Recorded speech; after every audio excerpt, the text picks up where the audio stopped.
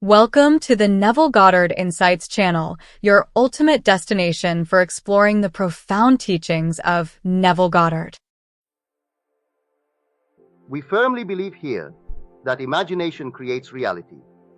We believe that man is all imagination, and that God and man are one. There is no difference in nature. The difference which we recognize is in the degree of intensity of the operative center of imagining itself. We are keyed low. When keyed high, an imaginative act on our part would be an immediate objective fact, but keyed low, it must be realized in a time process. But it cannot fail if we remember the act and remain faithful to that act. A man can be what he wants to be in this world. No matter what you have done, you are one with God, and you are all imagination. We will turn now to the Bible, Acts 5. Peter is made to say, we must obey God and not man. And those present were angry to the point of which to do the disciples harm. But there was one among those who heard him, a teacher, a Pharisee, who said, do not kill them. For if this teaching or this work be of men, it will come to naught. But if it be of God, you cannot overthrow it, and you may even find yourselves in the position of having to fight against God. Name of the teacher, Gamaliel. Here we tell you that the Bible, which is the greatest book in the world, is completely misunderstood, for it is not history. It is a series of visions which are acts of grace. It is the unveiling of the great reality that men call God. Matthew 26. O my Father, if it be possible, let this cup pass from me. Nevertheless, not as I will, but as thou wilt. And he cometh unto the disciples, and findeth them asleep, and saith unto Peter, What? Could ye not watch with me 1 hour? And again he said, If this cup may not pass away from me, except I drink it, thy will be done. And he came and found them asleep again. You think that an individual 2,000 years ago went through an agonizing, frightful experience to save the world. No, the story is all about you. You are the being spoken of. The central figure of the Gospels is that presence in man, which is man's own wonderful imagination. But at the very limit of opacity in which it functions in this world, it is called the death of God. For to make man alive, he had to completely forget that he is God. The awakening of man to the height that is God will come, and our purpose for being here is to learn how to awaken. Cup means to imbibe, and he is called in the Bible the wine bibber, he who drains the cup. The man who said, do not touch them, etc., was Gamaliel, which comes from a word meaning to wean. As a child is weaned, so now it is able to go out and feed on other food. We are here to mature and to be weaned from what we have formerly thought was true. Years ago, I was sent to do this work that I am doing. I was told, go and down with the blue bloods. It means the traditional state. We speak of blue-blooded horses, blue-blooded people, meaning the fixed and accepted states. I was told to go out and tear down all the traditional misunderstandings of the greatest story ever told to man. It is not history. It did not take place in space or time. Go and tell them the story of Christ Jesus in man. If it be possible for this cup to pass from me, let it pass. But if I must drain the cup, I will do so. What is it I must do? I tell you that the story I have come to give you is the story of revision.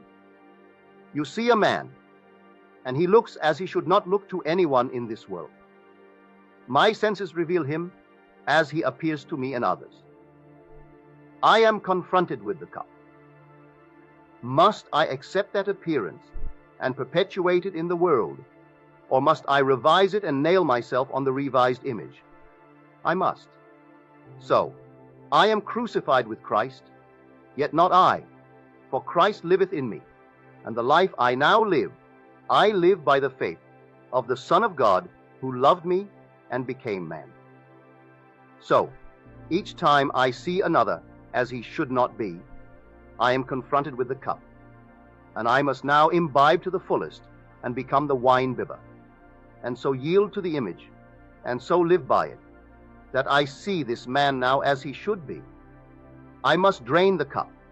I must crucify myself on that image, even if I do not live long enough to see it resurrected.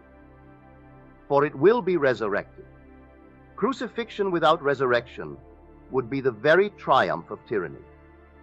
There must be resurrection, for I will awaken, and so will you. Not one will fail to awaken, and then we will take every being in this world and take the ideal of that being, and so yield to it that we nail ourselves to that imagined state and remain faithful to it, so that no matter how long it takes, it will be done. That is the cup you and I are called upon to drink. It is offered to you tonight, not 2,000 years ago. You drink it for yourself or for a stranger. The man you want to be, that man you will be, if you will nail yourself to that state. That is reality. It seems crazy. Men reject the teaching of Christ and of Christianity, for the churches have no concept of this teaching. It has nothing to do with ritual. We conquer only by the sword of forgiveness.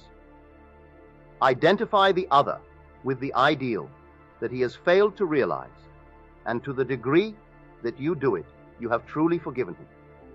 Though as yet no one sees him as you now see him, still, if you walk faithful to it, you will make it real in your world. Do it for everyone. Everyone is immortal. He is not contained in this little body. I am not.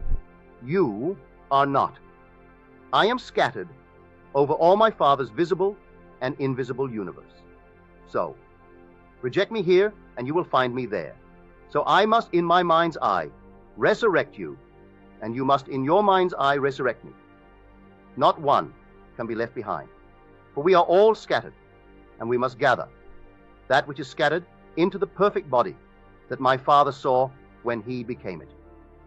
So he became alive by nailing himself here on Golgotha, which means the skull. Here is where he is crucified, and the measure of awakening is measured by my awakening you in me. So, no matter what anyone has done, it was only in a nightmare. I will represent each to myself, as my Father saw him, and to the degree that I lift each up within me, will the veils be removed, and God's eye will open, and I will see the perfection of everyone in the world.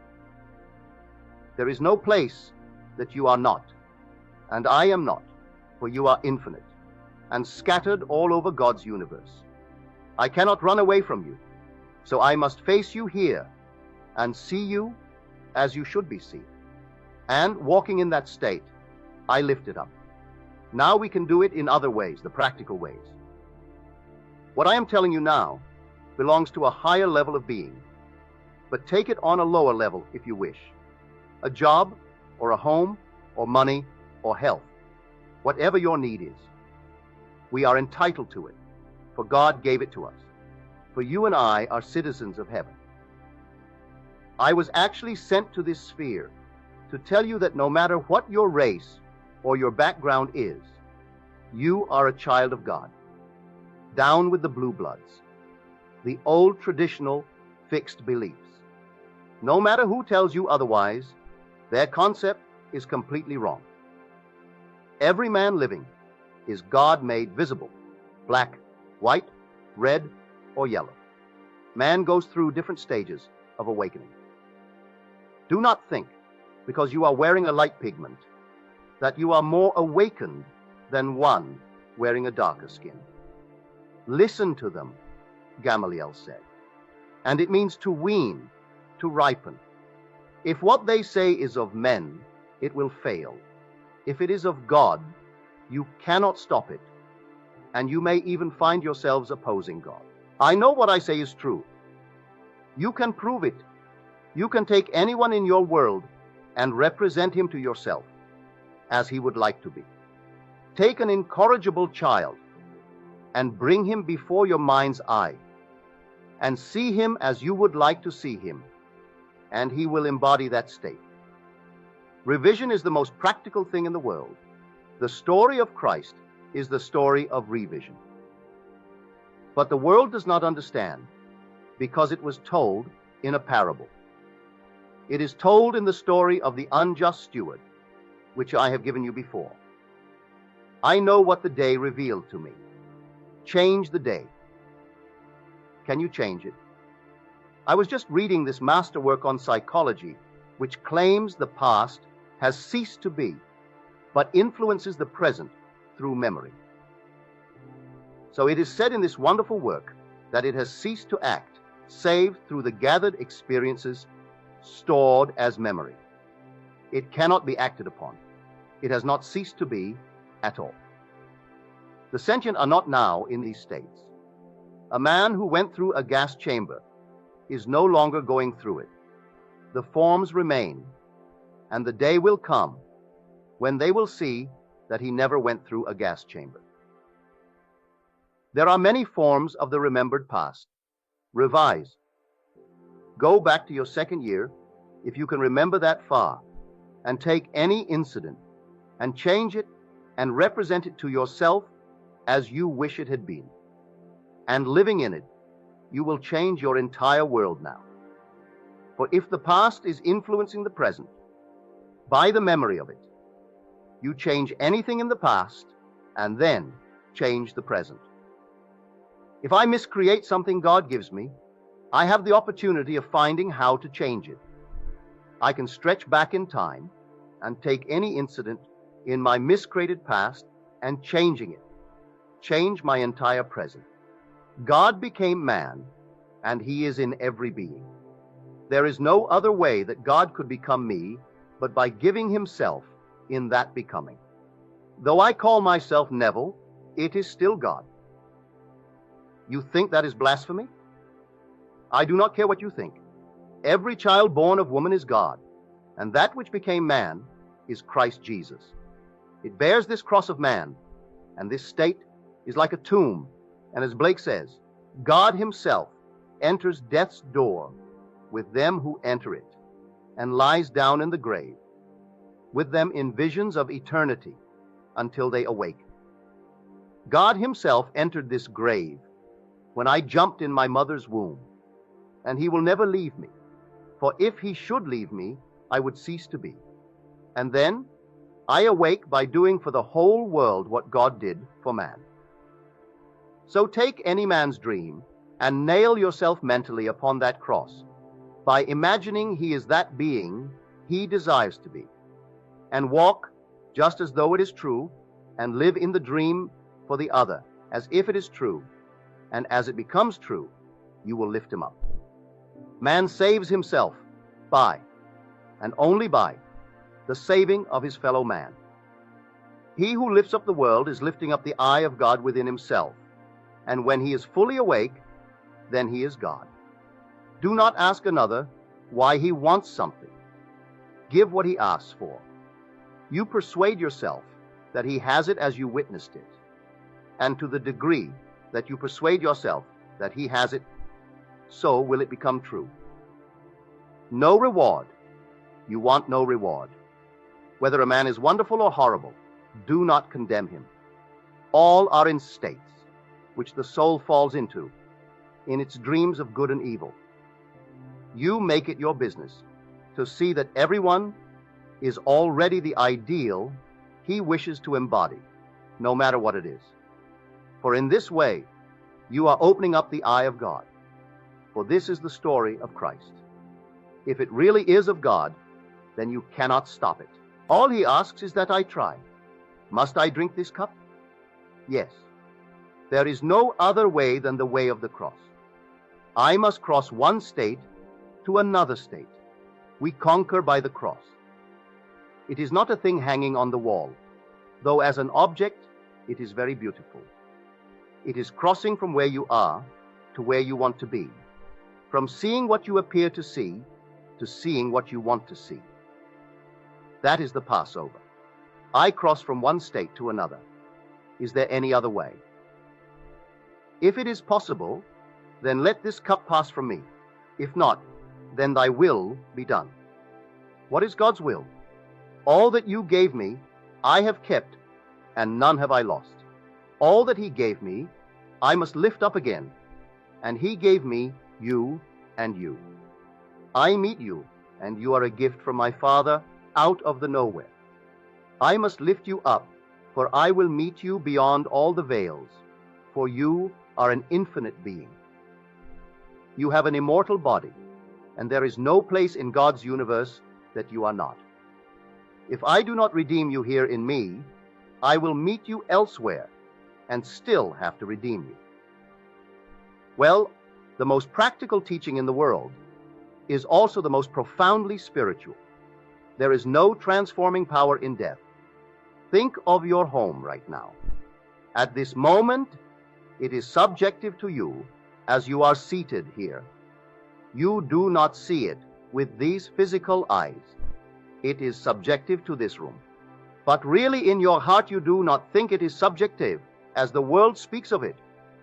It is out of the range of your senses. But you know it is right where you left it. It is the same with all the worlds of my Father.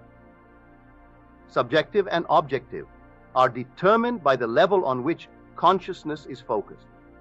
Everything is objective to my Father.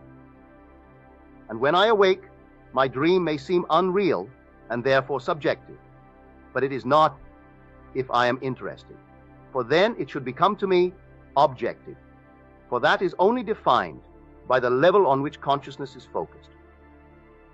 While my dream lasts, is it not objective? I recently told the story that if you can touch something and hold on to it and awaken, you will awaken in your dream world and find it completely objective. A lady wrote to tell me she tried it and proved it. I know from experience it cannot fail if you try it, and you will prove that subjective and objective are just names. To the psychologist, objective is just you, from the cradle to the grave. But think of this fantastic universe extending beyond 100 million light years.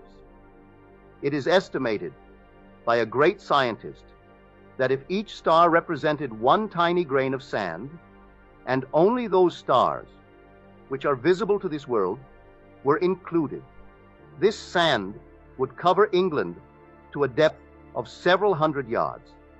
If you are only on this little speck, then what are you? They spoke only of the stars, not including the planets. And then someone says, they have 1,000 acres. The common man, which means us, sees things about us as so solidly real. We feel it is real if we can touch it. But the scientist says it is not solidly real at all, but is only an aggregation of molecules and atoms and electrons moving rapidly in space. They say our experience of a solidly real object is actually what they call electromagnetic fields between my fingers and the object. But my finger is of the same material as the object. If both are all space, then the one we spoke of just owns 1,000 acres of all space. Possessions mean nothing. What is important is the awakening of God in man. When man begins to awake, he does not desire to possess the earth. He is the earth, and he is heir to everything, for his Father gave it to him. Finally, you awaken and claim it. Let no one tell you that this person is better than that one. The sun shines on the just and the unjust. If you salute only your brother, if you love only those who love you, how are you better than another? You are doing nothing that all do not do, but it does not matter. It is only awakening that matters. So take every person in the world and try to awaken him in you by lifting him up. So crucify yourself for him, for that is a little death in the divine image. as you go through these little deaths, seeing what you should see and dying to what you formerly saw. Then God sees, and then you find nothing to condemn. For no matter who the man is, it is God playing every part. So there is a complete misunderstanding of the greatest story in the world. The gospel does not tell how Christ came at all, but how he comes. He must come in the mind of every being in the world. If he came 2,000 years ago, he is now gone. But if he comes in the mind of every man, that is important. He comes as God came to man, by so loving him that he became man and died by believing that he was man. But man must do the same thing for his fellow man as God did for him, and he yields to the dream for another. And to the degree that he is faithful to it, he will make it real in the world, and then finally he awakens. Ask me how I know? I know. Years ago, on a little freighter in the Caribbean, I retired early. And then I found myself outside my body, which remained on my bed. I was in a lovely twilight, and I found I radiated this twilight, for there was no sun or moon, only this light from myself. I floated in this state. I did not walk. And I heard this heavenly chorus singing, "He is risen." And I knew they meant me. I found myself beside this vast sea of sick and malformed beings waiting, and I know they waited for me. And as I passed, each was refolded and refashioned into the image of perfection. Missing eyes or limbs reappeared. All became perfection because it was so that I beheld it. Then I heard the voices say, "It is finished." And then I became crystallized again into this opacity called Neville. So when man is lifted up, all that is unlovely is lifted up, and there is nothing unlovely on that higher level. Raise it up by revision, for everyone is there, and when you raise him within yourself to that level, you will find he is completely perfect. On this level, you see only scattered portions of his eternal body, but when you rise high enough, you will find him perfect. I felt, after the experience I have just spoken of, that I had a fantastic fight with death, and I had been victorious. What formerly was unlovely I had overcome, and in overcoming, I had lifted every being with me. I know it is not a unique experience, for on a certain level, every being is perfect. You rise to that level as you lift up another within you. For there are no strangers, there is only God. For God became man, that man awakening may become God. You can ignore any being here, call him your servant, whatever you like, but he is also immortal, and you will meet him in God's fabulous universe, and then you will understand John 17. Now return unto me the glory that was mine before the world was. And of all that thou gavest me, not one is lost, save the son of perdition, the belief in loss. And they dwell in me, and I in them, and we in thee. Now let us go into the silence. Question: what should I do after I have made the mental structure? Is there not something to be done on the outside, such as work, etc.? Neville. Your dream compels physical changes, if they are necessary to make it true in this world. It is like a child growing toward the moment of birth. It exerts such pressure that it cannot be held back.